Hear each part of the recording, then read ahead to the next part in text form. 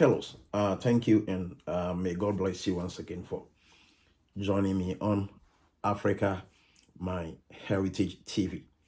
This, as usual, is your boy and your host, Kwame, the African Child. Please, if today is your first time on this great platform, then don't forget to subscribe to become partner to Africa, My Heritage TV. And please, after subscribing, kindly also hit on the notification bell icon to enable you to receive alert on all new videos that we are going to upload. Please, if you think the content of this video is also good, then like it to trigger the YouTube algorithm in promoting this particular video further. And please use the share button to enable this video to go across other social media platforms. Thank you, and may God bless you that you are going to do that. So today, we are going to look at what it means for countries to waive the visa between them and to enable each of their citizens to have visa-free access to any of the country. So because I'm a Ghanaian, I'm going to use my own country, Ghana, as an example.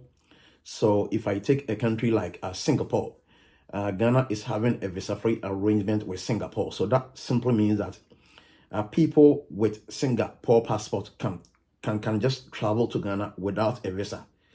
And in the same way, people with a Ghanaian passport can also travel to Singapore without a visa or without a formal visa application. And with respect to most visa-free arrangements existing between countries, it is sometimes visa on arrival at the airport, and sometimes it is also like an electronic visa. But what I'm going to discuss today is a strictly visa-free arrangement or visa-free agreement that is between countries on the face of earth. So another country that my own country, Ghana, is having a visa-free access is also Indonesia. So if someone watching me from Indonesia has his Indonesian passport in the hand, he or she can just travel to Ghana for visa-free without any formal application, like I said initially. All that you would need to do is that you have to get your onward and return plane ticket, especially like if you're an Indonesian citizen and you would want to visit Ghana. As I said, you just need an onward and return plane ticket and maybe a little pocket money on you. In the same way, if you're a Ghanaian too, and you would want to travel to a place like Indonesia or Singapore or like Philippines. So like, I've already done a video on the visa-free access for our Ghanaian passport holders. So if you want to check out that video, you can just look through the videos that I've already uploaded. You know, this platform is having almost about close to 700 videos, and among this video is the visa-free countries for Ghana passport holder. You can see the list of the countries. So Philippines, Indonesia, Singapore, there's a lot of countries, Bangladesh, there's a lot of countries that has been featured on the list. And I just want to take my time today to explain this policy so that it can help people from going through a frustration like they've been witnessing when they get to the visa-free country. Especially, let me start with Singapore. You see, one of the most advanced countries on the planet Earth is called Singapore. You see, Singapore have one of the highest GDP across the globe. Don't be twisted. Singapore has one of the most highest GDP, gross domestic product. They have one of the highest across the globe, and their economy is highly advanced. Their technological economy, their financial sector is solid, and their country is like paradise on earth. I've personally been to Singapore before.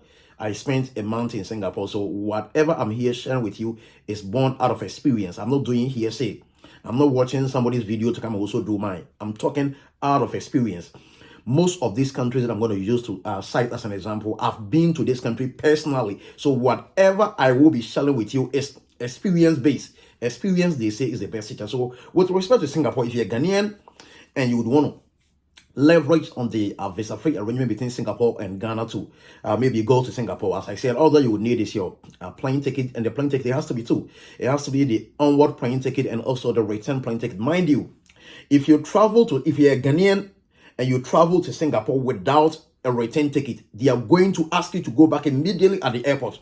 There is no way their immigration is going to allow you entry. There is no way. It can never happen. And even beside having the onward and return plane ticket, you need to be able to show that you have a pocket money of, let's say, $1,000 or maybe say below. because they want to make sure that as you're about to enter their country, the maximum of days that they're going to allow you to enter their country per the visa-free arrangement they're having with Ghana is 30 days.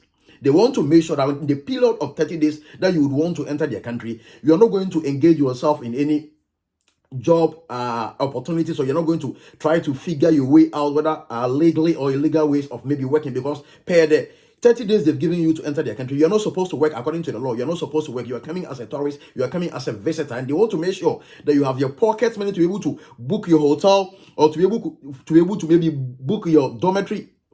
Dormitory is very popular in Singapore. If you're a Ghanaian and you're in Singapore, you are watching this video, you can attest to this fact that dormitory is very common in Singapore, because in Singapore, you cannot afford to book a hotel.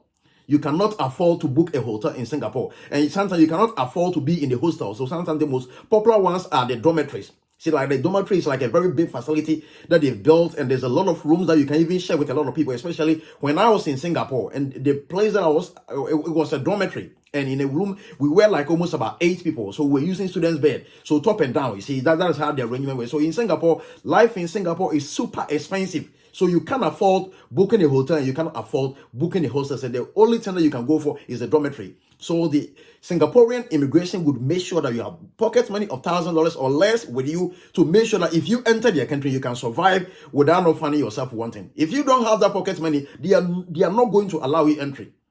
People, be with me. Whatever I am here sharing with you is based on experience. It's based on experience.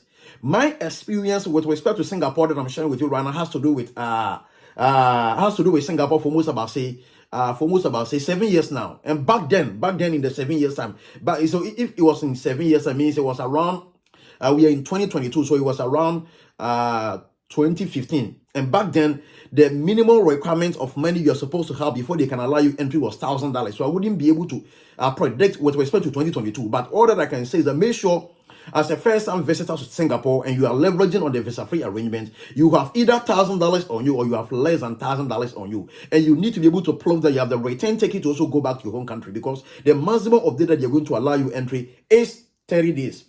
And with respect to the 30 days, if you overstay for 1 day, you would be asked to pay for the overstay before they are going to deport you out of the country.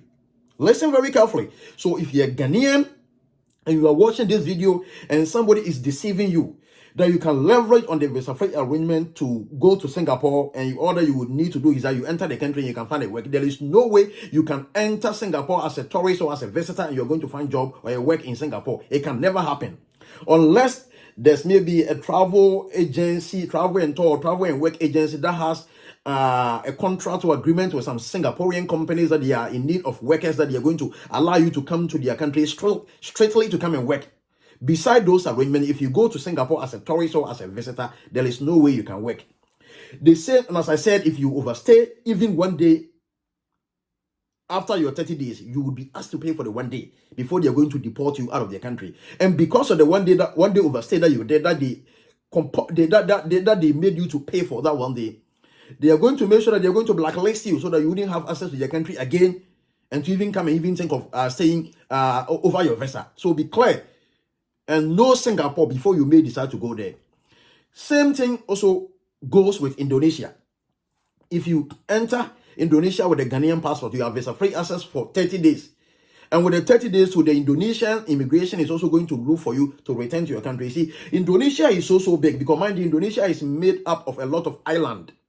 When I was in Indonesia, because I traveled from Singapore to Indonesia, and we use ferry. So we use ferry to travel from Singapore to a city in Indonesia called, like a province called Batam. Most people that have been to Singapore before, and they also leverage on the Ghanaian visa-free access to Indonesia to also go to Indonesia. If you use the ferry, you can just be with me that you travel from Singapore to Batam.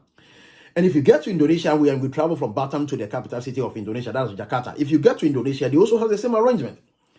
Maximum days is 30 days, and you cannot overstay. If you overstay, they are not going to chase you. You can stay, you can decide to maybe overstay your visa in Indonesia for about 20 years. Nobody cares. But in the day that you would decide to go back to your home country, they would make sure they will calculate the 20 years of overstay for you to pay before they will allow you to go. So I went to Indonesia and I found out that most Nigerians are stuck in Indonesia and they can never go back. They are there doing some petty jobs, and the money they've been able to raise, if they decide to return back, because they've overstayed their visa for years or months, they would be asked to pay for it, so they wouldn't have anything to go back to Nigeria with. So because of that, they are reluctantly staying in Indonesia forever. So my cherished Ghanaian, my cherished African who would have the opportunity to watch this video, I want to use this video as an education so that you don't go and mess up yourself. And I know most African countries also have visa-free access to Indonesia, Singapore, Philippines, and other countries as related to Ghana. And this video is also talking to you. This video is also educating you. This video is also opening your eyes so that you don't travel there and realize you have made a mistake. And sometimes so the overstay arrangement exists when especially a country like Singapore, Indonesia don't have their consulate or embassy in Ghana, and Ghana is also not having their consulate or embassy in Singapore, Indonesia. So sometimes if you hear of overstay, if you hear of visa-free arrangement, the visa-free arrangement simply means the country that you can go to with your passport without a visa, because those countries don't have an embassy or consulate in your country. Likewise, your country also have an embassy or consulate in their country. So that is simply what it means to hear of visa-free countries, or how you can leverage on your passport to go to other visa-free countries. So fellows, cherished viewers and subscribers on Africa My Heritage TV, this will bring to the close of explaining to you what it means for countries to have that visa-free arrangement and an understanding, and how the citizen can also leverage on the visa-free arrangement to also go to any of the countries, and how you need to understand understand the visa-free arrangement into its perspective. I've also taken my time to take you through that, and I've also told you that the maximum of data sometimes this overstay country can give you is 30 days, especially like I tell you the same with Philippines too. But I think with Ghana and Bangladesh, I think if you're Ghanaian and you want to go to Bangladesh, leveraging on your visa-free agreement, I think it is 90 days. And I think Cambodia is 30 days. You know, all these countries are there, but as I'm saying, most of these countries, they are struggling. They are poverty-stricken nations. They are like Africans. It's only their skin that is different.